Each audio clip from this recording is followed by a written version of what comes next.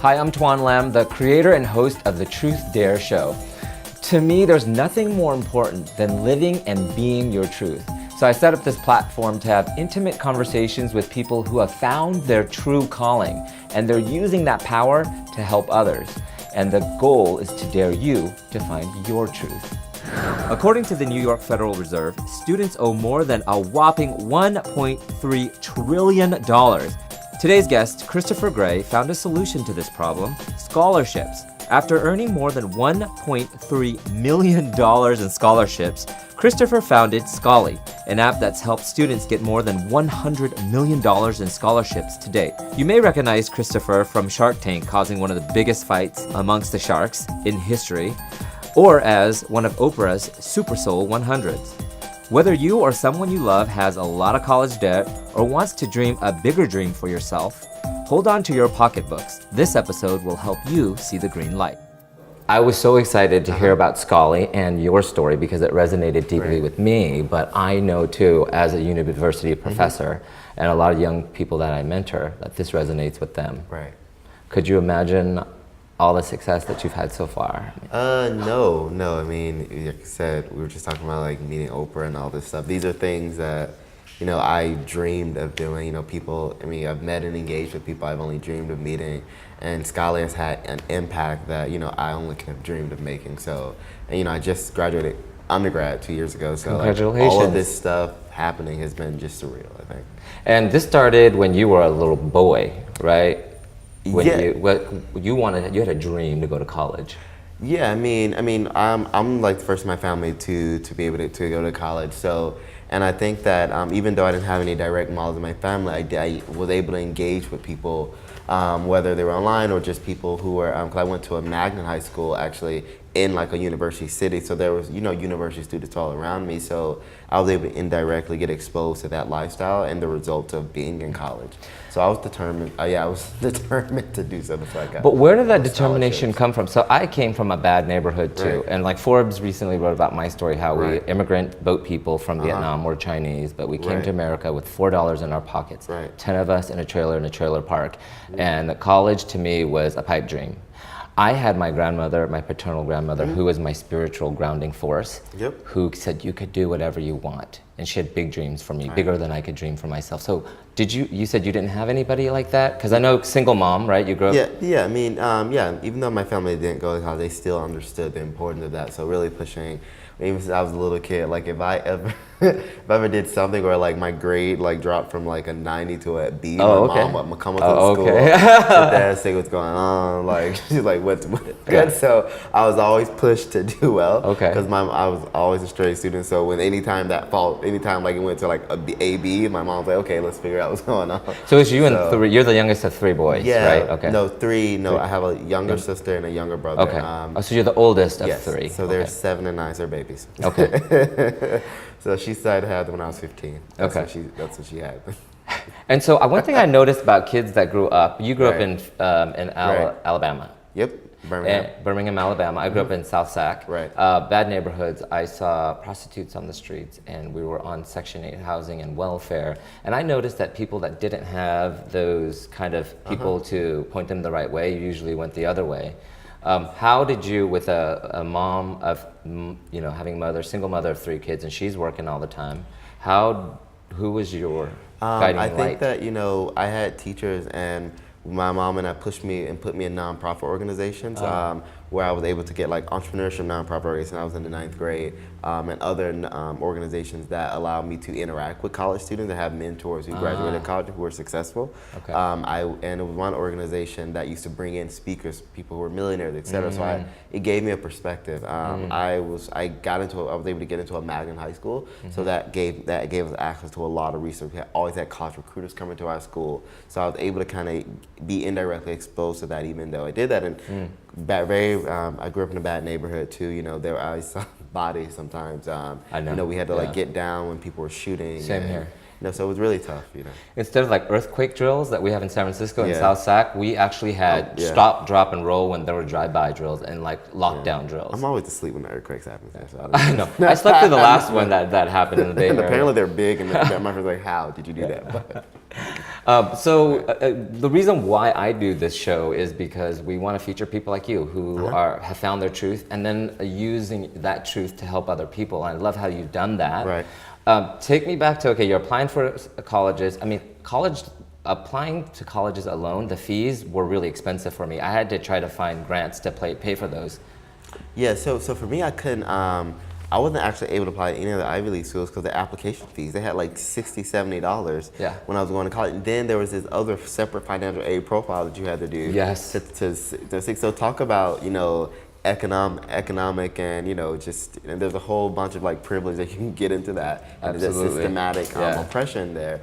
But yeah, so I used the Common App for college, and I applied to a bunch of schools, and I was able to get into it. And that was actually a school that I applied to. I got an early decision, and they told me that I couldn't accept the offer because because they had a separate financial aid form, and I couldn't at the time guarantee I was going to pay. Because lo and behold, I didn't know I was going to get all those scholarships. But so that was a process. So, and then I had a counselor who was overloaded with 200 students to one counselor. Same here. Yeah. So she couldn't. So they're trying to help, but it's like helping you navigate. It's hard. Yeah. So just so much going on, and I think that it's really harmful that they have those barriers to entry. Oh well, your counselor can do that, but it's of course that ivory tower mindset where it's like you can do it, but their reality isn't 300 kids going to one woman to hopefully that she can like sign up a piece of paper or even know what she's doing in that life, right? Yeah. And so you're applying, and there's these, for me, huge barriers. One of them being paying for the application fees. So how did you have this wherewithal to get, not only like seek scholarships, but get over $1.3 million? I got over $1 million in scholarship, and that wasn't by design. Like no one plans to do that. I just applied for several hundred scholarships. Oh my gosh. I realized early on that a lot of scholarships have the same essay topic, so I would reuse the same essay to edit that. So just tweak it. Same here. So no one knew that I was like, "How are you applying for this?" I was like, I was competitive. Like I'm not telling you. That's called work smarter, not harder. Yeah. So I was definitely scaling my effort in the startup world in college. So I was actually, so that was good. So I kept winning them back to back, and I was getting calls every week, every other day, and it was just and then at the end I was able to get the Bill Gates scholarship, which was a full ride. So at the end of the final scholarship, I was like, now I have it all, right? So I'm actually covered to my $1.3 million in scholarships, and I'm covered to my PhD if I choose to do so. So are you going to choose to do your PhD? I will. I'm considering. I'm focused on running my company.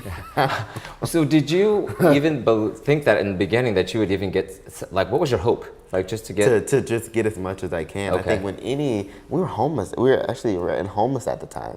So yeah, when I was going to college, so a lot of people didn't know that. I wasn't open about that to many people. And when we were going to college, I was going to college right when recession. And Alabama and a lot of southern states. 2008-ish? Right. Okay. Yeah, so I was going, so it was like applying 2009, went to graduate 2010, so it was like right in the height of it, right? When it happened, and a lot of blue collar workers, my mom lost their jobs, a lot of my family lost their jobs. During the recession, right? Yeah. And what was she doing? I went at a call center. Okay.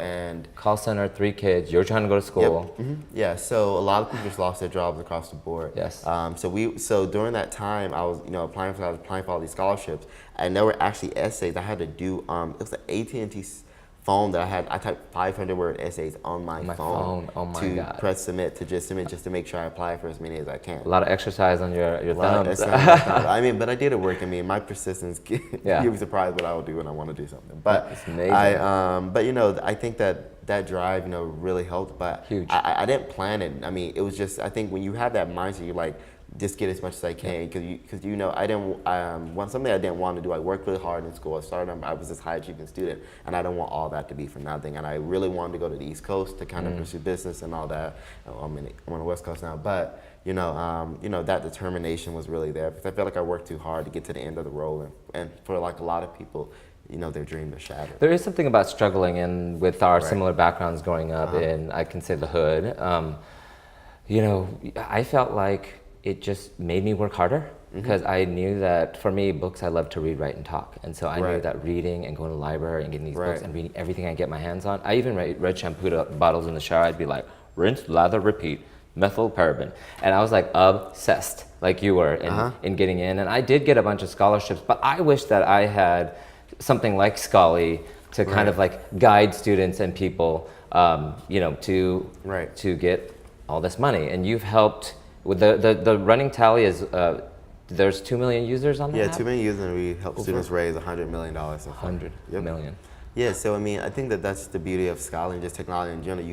You're able to kind of make impact at scale and do it in a sustainable way rather than just, Scholly has been more effective than nonprofit that's been committed to the same work for 15 plus years. I am so impressed with how Christopher is so grounded in his 20s. And it's no surprise to me that aside from his talent, that he is successful because he never gave up. He has this relentless determination, and he broke the rules and hacked the system and figured out ways so that the no's would lead to the yeses.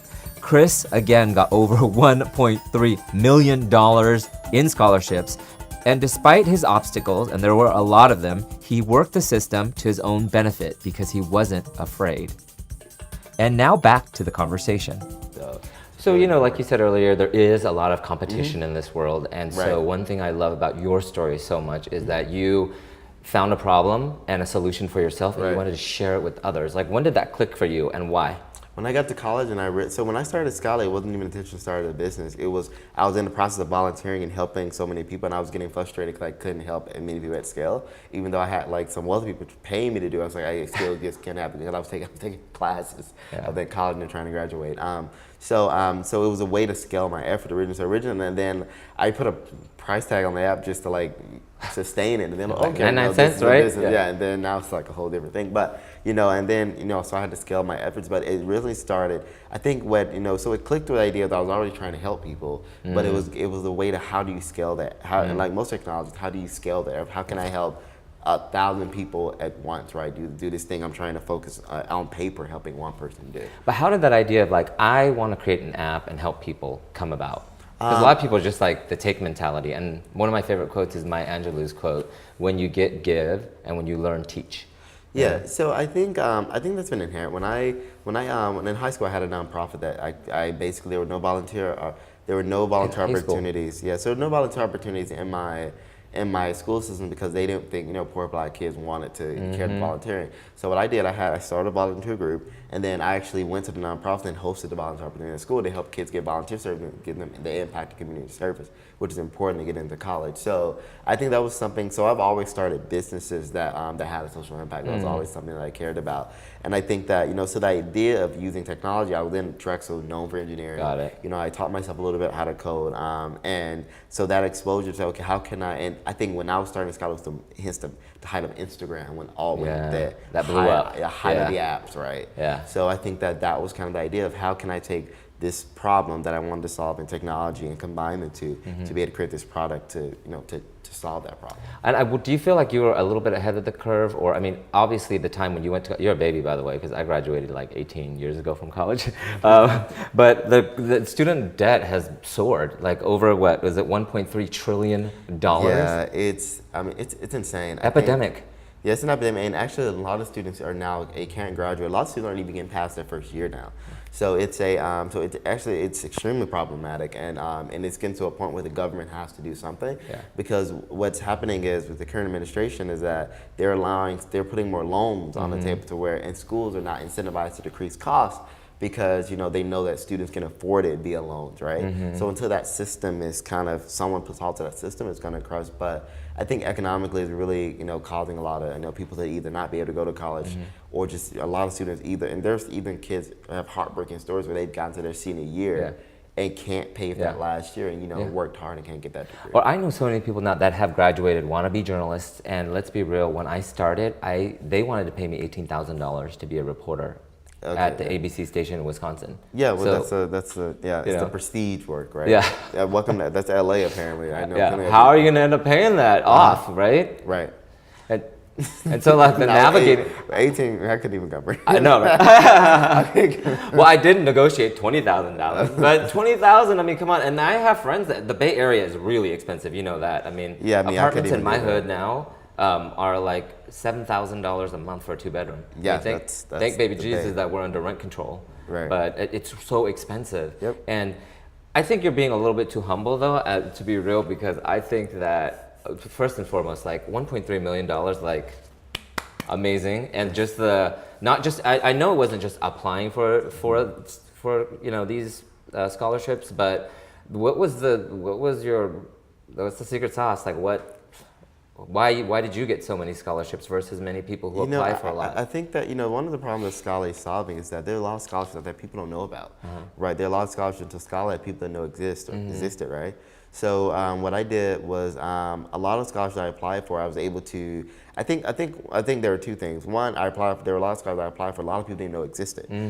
Two, I applied for so many. When you apply for like almost 500 scholarships, it's just you apply for so many where it's just like you're gonna get just you get something, right? Right. So that was two things, and then two, I was a really good student. I made A's and B's throughout school. I started a nonprofit. I made good test scores. So and I had like 700 volunteer hours. I did volunteer works like throughout all through since middle school. So that was something really important. And I was able to write, and also my essays, I wrote about those experiences. I didn't make a lot of people in college, they make their essays a paraphrasing of their resume. Yeah. I taught about those experiences that I went through, the experience of helping people, and focused on that. And so I think that for me, and I talk to other people who are in scholarships, that these people are reading your essays, give them a sense of who you are, because a lot of times they're not going to meet you. So I think that was really important. Make it memorable. Yeah, make yourself memorable. Make it memorable. And for some of my essays, actually, I wrote like a poem actually used in metaphors, and it was like, and I actually got feedback from one of the scholars and said, "Oh my God, this was so creative. This really stood out amongst the committee." So you have to, I would say, apply for a lot. Be creative, because even then I apply for so many, still get them all, right? But most people are applying for like 20, 30 scholarships, probably hoping to get 5.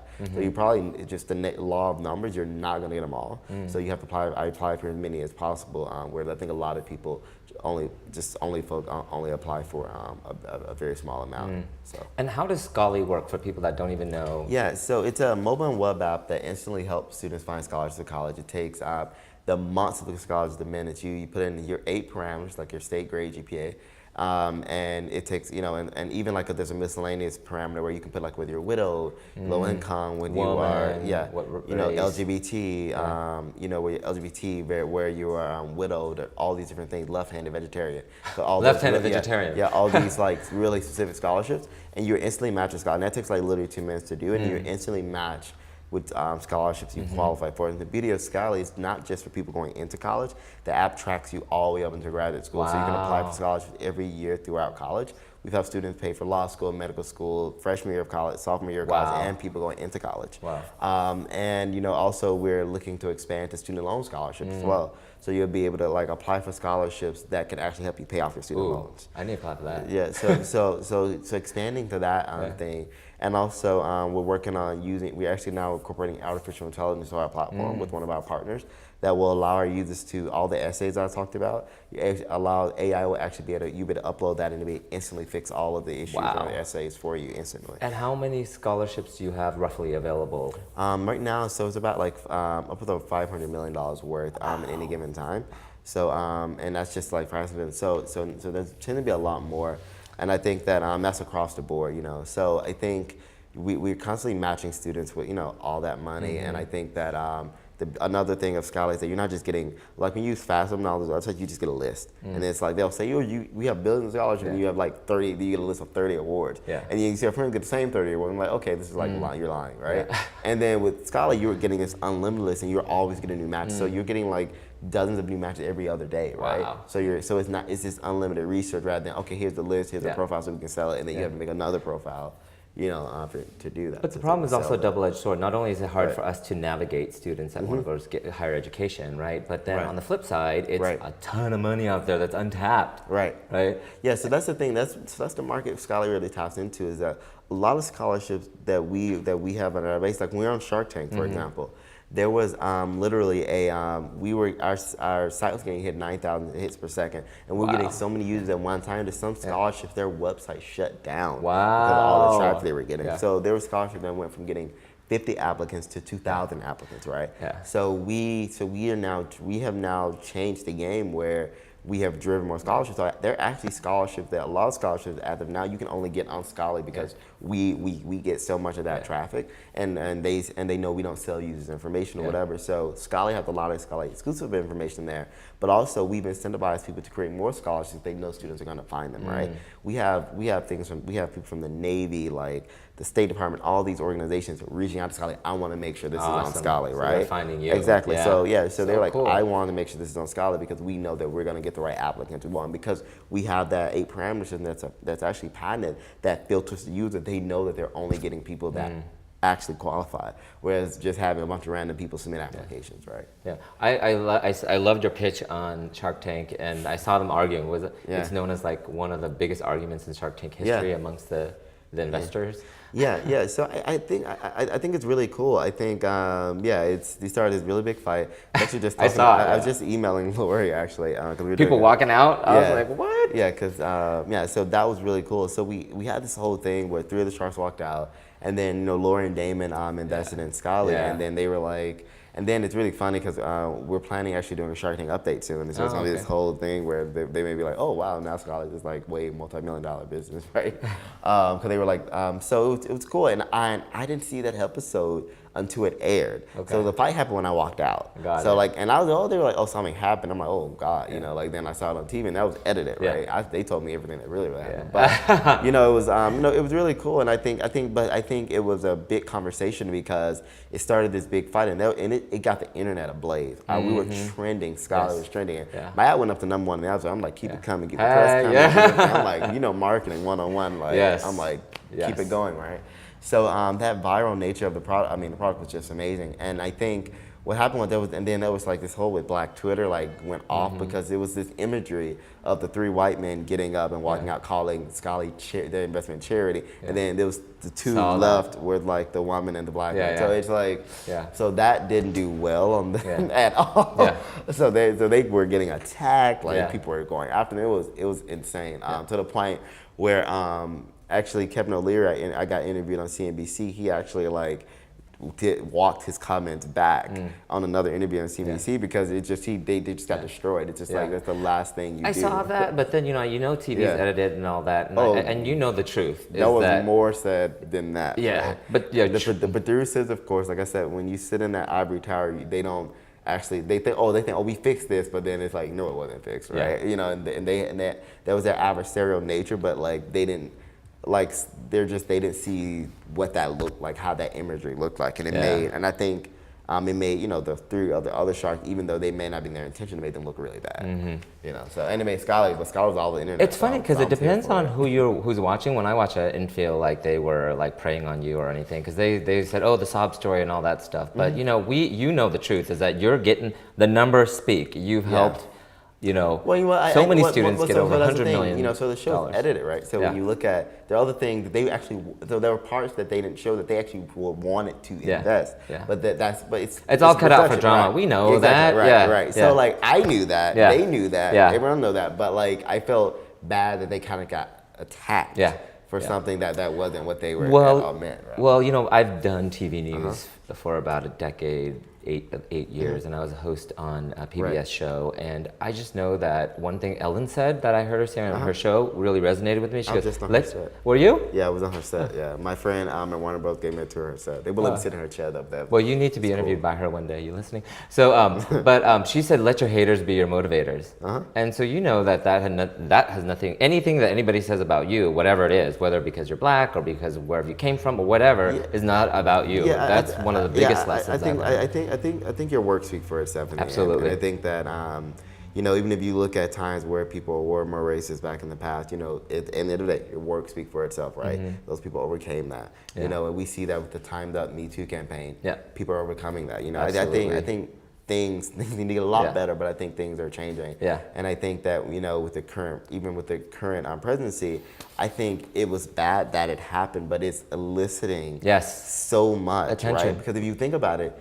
It's raising awareness. That's what I think. Okay, cool. Yeah, so it's like, think about if Hillary would have won, Me Too may not have even existed because that would have been the same, just like the same procession when Obama won. We were in this post-racial society, right? So when Hillary won, there may not have been a need for we have a woman president. Let's not even think about it. So I think that, Trump even though it was bad that it happened, of course, but I think it elicited, it forced the country to examine and look at what's really going on and fix it, right? I think through any sort of darkness, whether you're for or against Trump, I think it was a bad thing too. But I don't want to, go in that rabbit hole of politics. Yeah. But I really believe that it made a lot. Pandora's box. I know, right? It made a lot more people much more aware. Yep. And I think awareness and mindfulness is is key. And I know that you've also had a lot of other kind of fans from other well-known people like Oprah. And Yeah, one of Oprah's SuperSoul 100 was one of her favorite people. How did they find out about you? Congratulations, I love that. SuperSoul Sunday. They saw it on Shark Tank, they saw it on Shark Tank.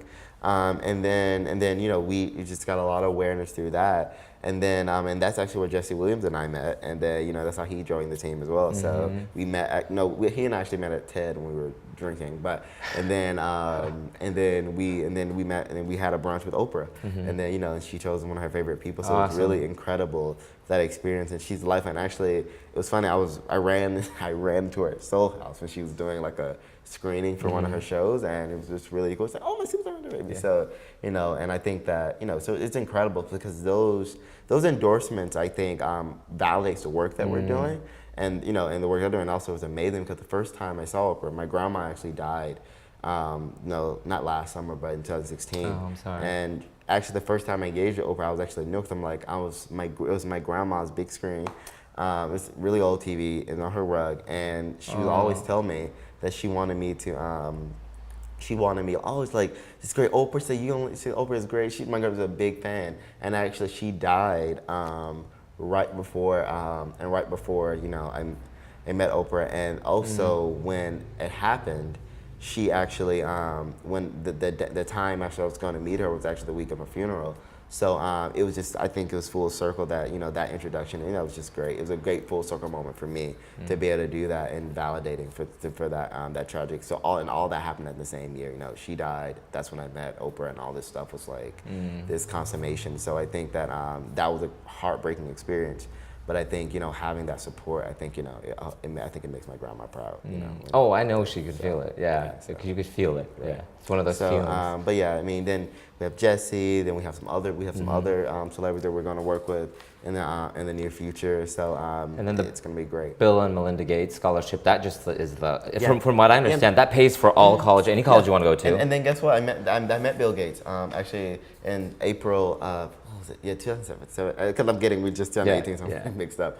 But so his team introduced me. He was speaking at a conference that I was speaking at, and they were like, "Do you want to meet him?" And I was like, "Yeah, of course, yeah." So he was, and he was really great. They briefed him about Scholly, and he talked to me for a little bit. So that was really good to another full circle moment. This is the guy.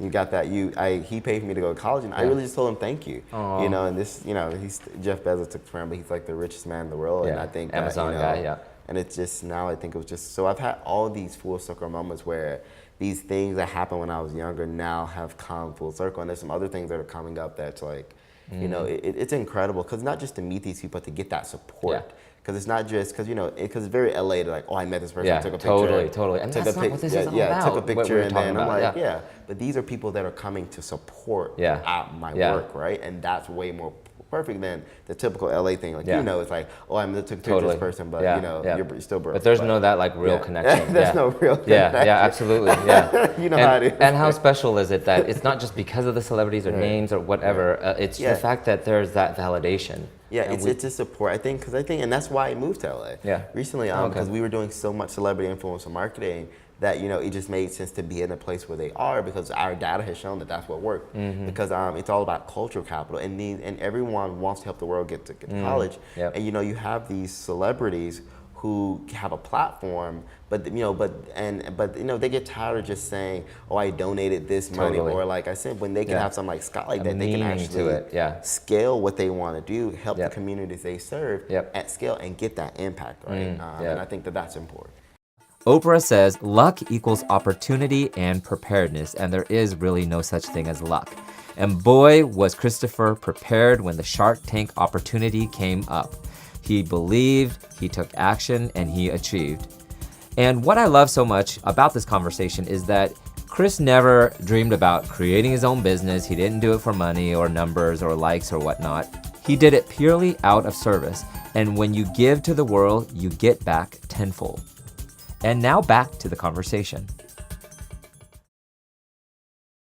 And has CocaCola Scholars, I actually was connected to you by David Buchholz, who is one of my Oh my God, who is one of my homies. Yeah, I love them. You know how I know him is that I was asked to speak. I do motivational speaking as well. So I was asked to speak I know me too at a Coke Scholars Summit in Atlanta. Oh, so wait a minute. So were you at the one 5 years ago, like the the big one? I was there. Were you there? Yeah, I was there. And I'm gonna be there this year. This year, Coca-Cola invited me to speak in. Well, they actually invited me way last year because it's like they invited me like the spring of last year to do it. Yeah. But it's in September and they have the Coca-Cola Summit, so it'll be here this year. Yeah, so you were there, but maybe we crossed paths and we didn't even know it. Yeah, but I did a thing about like discovering your power and using that power to serve others. That means I probably saw you just so much like Yeah, I know. There's so many people, and it's so amazing, right? They not only give you $50,000, but they also pair you up with mentors.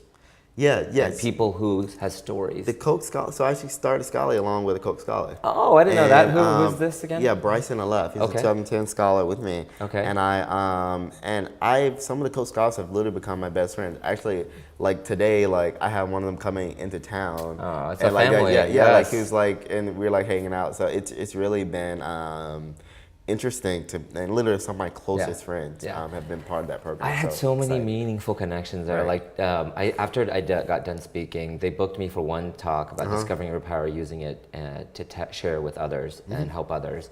And then it too got booked up because they were like, oh, it just filled up. And so that David Buchholz was, he's a CTO, or he works at Sony, high up. He's a good friend. Yeah, and he came up to me, he goes, you need to have your own show. He was like, at the end, people were crying, and he was just like, that was kind of like an Oprah show. And so he was just like, let's connect, let's talk. And so we've become friends since. And I'm like, isn't it funny how things just like kind of connect all of us? Right, yeah. Together in this, like you said, that kind of full circle moment, you know?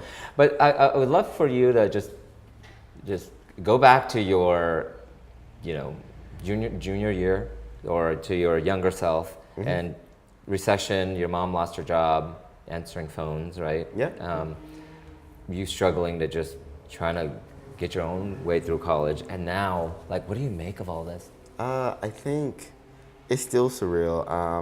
Like I was when I was young, I celebrate like really good moments, and even really surreal moments. But like one of the times I think last December I was in the front page of the education section of New York Times, right, in whole print page and half the page. So. Awesome. And I was like, oh my God. And then I caught myself going back to my team. It's like, okay, how many downloads do we get? Like, client to marketing, right? Yes. So I think there will be a moment where I really get to say, but right now I'm still working. I can even today I had like the 3 major things that like I can't say right now, but I was just like, you're casually emailing this person and I'm like, oh my God, so I think it's like I'm still in work mode because as a leader and as a young leader, you have many people that doubt you because you're experienced and also then most other things, maybe because you're black, poor, whatever. But I think that I always feel like I need to work 100 times as hard and I need to be as present as possible to make sure that I'm still building a business, right? So I can celebrate these moments, I can meet Oprah, whatever, but I have to make sure that I'm really I'm present, and I have employees who live I'm responsible for. I have people on my payroll. Yeah, I know. So I have to make sure that I'm responsible for that, and I'm responsible for my copy is my baby, my team is my family, and I'm responsible for that, and I'm the head of that household. So I have to make sure that I'm being a responsible adult and not just savoring in all these amazing achievements and meeting amazing people, but understanding that I'm still building a business. You know what? I was I totally 100,000% agree with you because when I got my first on-air job, I was so excited because interned 5 times in college. I worked 30 plus hours a week, emceed every single event I could get my hands on, and then I got my first job in Wausau, Wisconsin, and I was the only minority on air. Period at the 4 stations. So it's like Martin Luther King Day, send Juan. It's like Dia de los Muertos, send Juan to the library to do a quick little story, right? And so I just always felt like, I had to really work even harder because growing up, there weren't many people of color on air, especially like now, and there are no Asian men really you know. And so, right, I thought I had to be blonde hair, blue eyed to be a reporter. Right. And so until you hear stories like yours or mine or other people, and we share this and we're vulnerable enough to share it, is when other people say, hey, that's me and I can do that too. Yeah, and not only that, but then success speaks for itself. So if you look at another LA thing, you look at black content, right? Issa Rae with Insecure Empire, the success of those shows, now there's Black Lightning, now there's all these other shows because of that ceiling has been broken. Yes. Oh wow, these shows can make money. These people watch TV. Black Panther coming out next in 2 weeks. So that, and the same thing for tech, right? So my a lot of venture capitalists and investors' exposure to my success in Scholly has now caused them to engage with more black entrepreneurs because that mindset of like you had to look like and act like and have the same background as Mark Zuckerberg has been challenged. Yes, that cognitive this. So I think that we're not only doing it. I don't just look at, hey, you're a lot. People are looking at me. You're doing the work of changing that cycle, and the same thing for women and also LGBT people, right? You know, I'm a black gay man, right? So that's like that's a subset of a subset. I'm a gay Asian man, so I hear you. So when you look at that and you put yourself in that platform, you're not just thinking, hey, I want you to see me, but I want them to see me too, because when they see me, that's when that perception can be changed. Because unfortunately, I've had to call people out a lot of times because even in the tech world or media, a lot of people think that racism, if they're not a Ku Klux Klan or they're not burning a cross, they're not racist, right? Absolutely. And there's so many other ways to discriminate. You know, there'll be people like, oh, have black friends or have Asian friends, the same thing. Totally. But then tell their daughter, you better not date a black guy. Exactly. Exactly. So you have that in the world. So I think you're always you're always not only working for yourself, you're working for others. And I think that you're always trying to break that ceiling because I think that inequity is still there, but it's just shifted form in our current world. That's so wise of you. Where did you, just in speaking with you, I could just tell you're spiritual. Yeah. I'm a spiritual person. Right. So I think we're guided by something bigger than ourselves. And it's so beautiful to see you go through this and give back. That's really what it's all about. That's what joy is. Yeah, at the end of the day, the reason why even Scholly, the only reason why I have Scholly as a for-profit and a nonprofit is because I feel like that I wanted something that's sustainable. I feel that a lot of social enterprises are like the new nonprofit. Most nonprofits spend 80% of their time fundraising. They spend more money throwing a fundraising gala than they do impacting the lives of That's why with my mom, we both have nonprofits, so it's like you understand that I don't want to spend 80% of the time looking for money. Exactly, right. And literally, like, there are organizations who literally will spend more money producing a gala than less on impact, and they have to, right? Because they have to make money. But I think that when you have a business model behind that, almost only 3 years, Scholly's up to 2 million users, $100 million, right? But if we were, if we were a nonprofit, nonprofits still need, there's a necessary requirement for this, but absolutely. there are only so many donor dollars right there, but there's infinite amount of customers, right? So thinking about that was, how I wanted to make Scholly sustainable, so I can focus on impact and not focusing on trying to beg someone for a check. Amen to that. As you're listening to this conversation, I want you to think about what your truth is. Christopher says his truth is that he is a gay black man. And there are so many perceived obstacles and challenges around this truth. That's the truth. But the truth is, greatness transcends all stereotypes. After the show, Chris and I talked about how Oprah is a great example of this, how she transcended being abused and transcended being black and transcended being poor. And Ellen transcended being a gay comedian. She's just Ellen. And so I want you to remember that no matter what your obstacles are, or what I like to say perceived obstacles are, that greatness transcends all stereotypes. And now back to the conversation. So where do you hope to take Scholly? So we're working on really cool things from a product perspective. So this year we're actually starting to expand beyond scholarships. The AI to help with your writing or student. I want to for students to be able to upload in their essays, be able to get instant for the AI to instantly correct them. It's like amazing technology, and expand to other things because our goal is opportunity for all. And right now scholarship, you access to a quality education, but you look at that, you know, you have technologies like artificial intelligence, and not just the essays, there's some other technology that we're working with in AI, where you don't, you know how, you know, you have one college counselor. AI has so much data now, where we're talking to service where you can actually be talking to an AI counselor to give you all the information you need in financial aid, and they can answer your questions for you. And it's all automated, it's all conversational, right? So in other words, you can, and there's other things when you look at math, you know how Kumon and Prince Review is charging kids hundreds of dollars. There's technology out there that can completely automate that, right?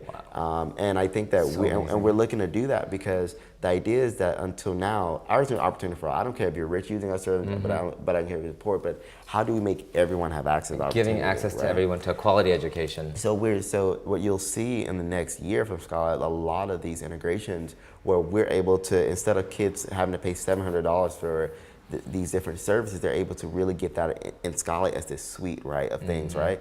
You know, and I think that's going to be really incredible, because you have to spend all this money on tutors, so you have to stay after schools, have to work extra jobs, or just they have really bad teachers who can't get them a quality education, and that stopped them from doing well in the ACTs, doing well on a college admission and placement exams.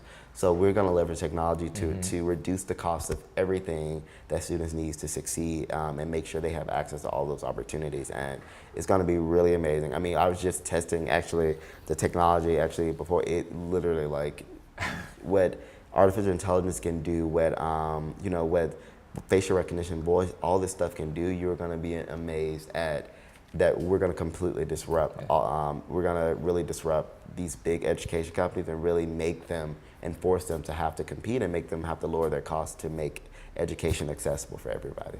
That's amazing. One day, that's a goal that, you know, like you've already touched, you know, I always say if you could touch one person, that's amazing, you know, and then like to have over 2 million, you know, people like on the app and just helping so many people. It's incredible. You must be like working. Yes, right. Working, that's a good one. Just want to ask you a few questions that I usually ask everybody. You could just fire away quickly, whatever, you know, whatever comes out naturally. Right. So what is your superhero power? Oh, Lord.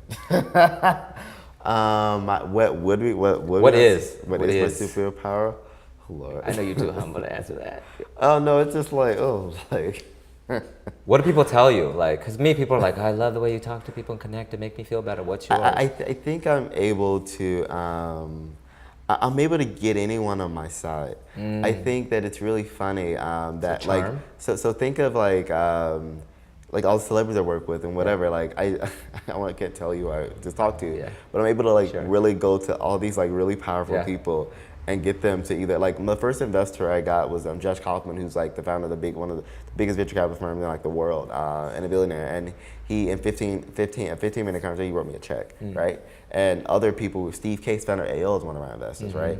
And like I'm able to really get anyone who I'm working with, anyone I'm doing, you know, to really to do support, and it's for a good thing. You know, it's not like manipulation. It's really, I think, the ability to really get people to rally behind a cause. I think it's really interesting. important. Is that because I see it because I can connect all the dots. You're just going through it, so it's harder. But I see that you're helping all these people get access to opportunity, and the way the world works is that the opportunity is being given to you as a gift. Yeah, and I use the access I have to help other people. Like even I have friends who I've been friends with. You know, we're doing this big celebrity event, and then I have a friend of mine, whatever, like he's been a good friend for a few years. Like, oh yeah, you should do the event. This is like a life-changing opportunity for you. So I'm able to. So like with Scholly, I'm always using the access that I had to work hard for to do that. I write for Forbes now. I'm getting ready, to write for other people. So I think using that platform to say, hey, rather than just supporting people who already get ton of their worth anyway, how can I take super talented people who have the ability, who just don't have the access, and be able to use my platform and the connection I have to help them amplify what they're doing? Because I love that. Like that spiritual circle is that I know that that's the right thing to do, and all that and you do. And you're good, do that. And I'm also very good, another thing, getting people on the side, I'm very good at getting wealthy people to do stuff. That's good. Charm is great. So what is, I'm gonna say it for you. Charm is your superhero power. What is one that you wish you had? I think, Lord, I think. Whatever comes out, don't think, just feel, tell me. Keeping, I would say control. Control, okay. Sometimes I can Having get like, control. sometimes, those. Jedi mind reader control? Huh? What? I think that you wouldn't want me to read people's minds, so I think I'll be. Okay. Or Janet Jackson control? I think, I wish I can teleport. Yeah, I think that's one thing I can wish. be one people. Yes, Yeah. I teleport. I saved at that, teleport. What is in terms of scholarships, what is the weirdest one you ever received? Or most interesting one? I think the weirdest one that's so long ago. I think it's one I got, because I literally got so many, they were just getting checks at that point. Wow. It was one. a great problem to have. Yeah, it was one. Actually, no, I didn't get any weird ones. I think it was a company that I didn't know had one, and I applied for it, and when I got it, it was like Walmart, and they actually don't do it anymore. I think it was the last time they did it, and I got the Walmart. It wasn't weird, but I was like, I was amazed at like how the scholarship was so like, it was I think it was so small. I'm like, you're Walmart, So I think that was like weird to me. That was like weird in the sense that you're Walmart, like you should be full ride. So. And so I felt that like it was kind of weird to me that other scholarships were giving bigger scholarships than Walmart. What was the scholarship that you felt like was like blew you out of the water? Bill Gates. That's what I thought. What do you do to take? We talked a lot about taking care of ourselves, like physically before this interview, and spiritually. Like what do you do to take care of yourself? I think you work out every day before I fracture my shoulder, so I need to get back in the gym. Yoga. You can still swim and stuff? I think, huh? You can still swim? I cannot swim. Actually, if you put me in the water, I will drown. Well, you could just like shallow. I will drown. Paddle. So I'm actually, maybe in Eden, I'm actually, it's like the skiing and all that, so I need to figure that out. But I think yoga, I try to meditate in the morning to help me do it, and that's really good for me because my mind races 100 miles per hour, like most entrepreneurs. So to center myself, and I also, to take care of myself, I just do a lot. Cause food, I literally, most of my diet, I only mostly eat fruits. I try to avoid any unless like kind of like health, like fruit snacks, but vitamins every single day. Okay. And also I read every night. So those are love reading. Yeah, all those things I do too. Yeah. And I guess the like very I go to the spa. I'm a spa person. Yeah, I do spa, me too. I love self care. Especially in LA, everything's so I know, close. self care. So I'll be like in a spa, like in a second. I literally I'll be walking, like I can walk outside and I'll just be in the mood. I was like, oh, going to the spa. Yeah. Like, and I'll just walk in. That's awesome. Self care. Risk means I think. Risk means being able to do what a lot of people are afraid to do. And I think that, and succeeding despite that. I love that. And then failure means? Failure means not trying to me. Because I think they're going to fail in every aspect. Absolutely. In business, you know that. Yeah, just pick yourself up and try again. No, you're too young to know Aaliyah, right? So not trying, yep. Yeah. No, you too young. Aaliyah? Oh, Aaliyah. Oh my God, everyone, that's a legend. I can rock the boat, miss you. Okay, got it. Okay, I was like, oh dang, maybe I'm too old. I'm dating myself. Regret? Any regrets? Your main regret? I think regret. I think that as I matured, I definitely think that I approach some situations in my interpersonally that I could have approached better, and I think that like most people as you mature, I think that there some things people that may have still been in my life business and personal wise. So I think that knowing how to handle situations better, certain situations better. I feel most joy when? I feel most joy when I've achieved something that I've been working really hard to do, and that's like even small as like a product release or a deal I've been working on that I thought was gonna happen. So I'm an achiever. I love to achieve, and that's not just in my professional life, my personal life as well. So. Okay, great. What about truth? Your truth? My ultimate truth is? My ultimate truth is I'm a gay black man, and I think that's hard every single day in so many different aspects of life. Too much to talk about right now, but I think that's another episode. Yeah, and I think that but I'm proud of that. I'm happy of that, and I believe that every struggle that I have, it's not something that's an excuse. It's been something that has propelled me forward. It's a blessing. And I hope that I can use that to help other people. Oh, love that. And then you're daring people to? I dare people to listen to the opinions of others and do what they want to do anyway. I love that. And that leads me to the biggest life lesson. But your biggest life lesson?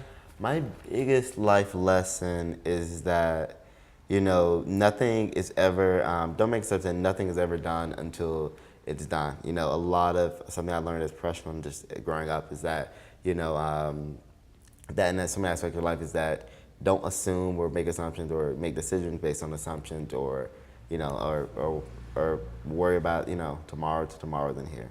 So I think that definitely my base life lesson is learning how to accept things when it's done, when something is done, when it happened, and not act as if something is happening. Eckhart Tolle, one of my favorite authors, he wrote A New Earth and the Power of Now, says that one of my biggest lessons from those books that I read is, it is what it is.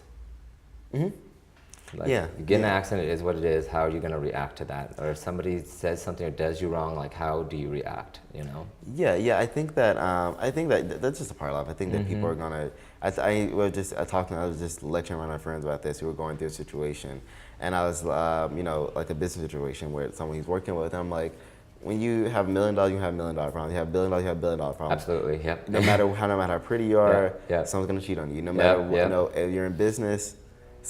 People always gonna try to use you, betray. That's gonna be in every aspect of your life. So until you have to learn how to accept that, learn from past situations, and learn how to just be aware, because there's never gonna be a point in your life where you're gonna be immune to failure, immune to betrayal, immune to any kind of hurt or anything like that. It's more about how you learn how to deal with it. I think that is that is really my. It's funny that it ended. I mean, like you ended with that, because it's. My biggest life lesson is exactly that. It's just being okay with just your truth and who you are. Right. Yeah, and I think that I was in Birmingham, Alabama. People that being black and gay were an issue, and also amongst other things. Even I was in a community where being smart wasn't even like something that I got bullied for that, but I fought back though. So yeah. That's the hood side coming out. Yeah, a little, but you don't hit me. But so it was an interesting thing. But I think that still truth is being able to do that. I was able to stand against things and to be able to do that. And I challenged a lot of people actually. There was a situation with an organization that's actually, I don't think you may not know about it. It's a really prominent elite organization. They tried to do something that was very elitist, and I stood up to them, and then now they're correcting everything and all that. And I think that another lesson that I've learned this past, that always speak up and always stand up for yourself, because you have nothing to lose and everything to gain. And that's how change happens. Yeah. And the truth shall set you free is one thing. Biggest thing. Always. Yeah, and then just giving back too is another. Thank you so much for sharing your story so openly, giving back to people in like such a big amount of such a huge way. And I'm talking about like not just the millions of dollars, but just like being generous with your spirit. So I know your grandma's feeling you. No, it's just I know she feels it. Actually, speaking of being spiritual, I had a dream. I had a dream. Actually, like soon after that, after her funeral, that and it was, I think it was her like in a red dress, and I was going downstairs, and it's like, hey, Chris, and she hugged me. It was like the thing. So it's, it was really cool for those things to happen. Yes. And I think that but I work hard and hope that and I think she reminded me of my mortality, and I think that I try to hope that every day I'm achieving or doing something that when I leave this earth, I've made a mark. So I was here. Beyonce is one of my one of my things. Spirit animals. No, Beyonce. Formation. I was here. Beyonce never gave her a spiritual animal, so you can't say that. Oprah's my spirit animal. Yeah, I like Beyonce. Like Formation, all those lyrics. Like you might be a Black Bill Gates in the making. I work hard, I own it. Like all that stuff. I won't say some other stuff, but it's good. But I think that those things are great, and it's always good to feel empowered. Yeah, well, I could definitely, I can tell you right now that I could feel that your grandma is proud of you. So thank you so much, man. Yeah, thanks so much for. All right, cool. Yeah, for chatting with me. Oh, your shoulder, that one. So, thank you so much for watching. And if you like what you see, please subscribe to our channel and follow us on Twitter, Facebook, and Instagram at TruthDare Talk. Trust your truth. I dare you.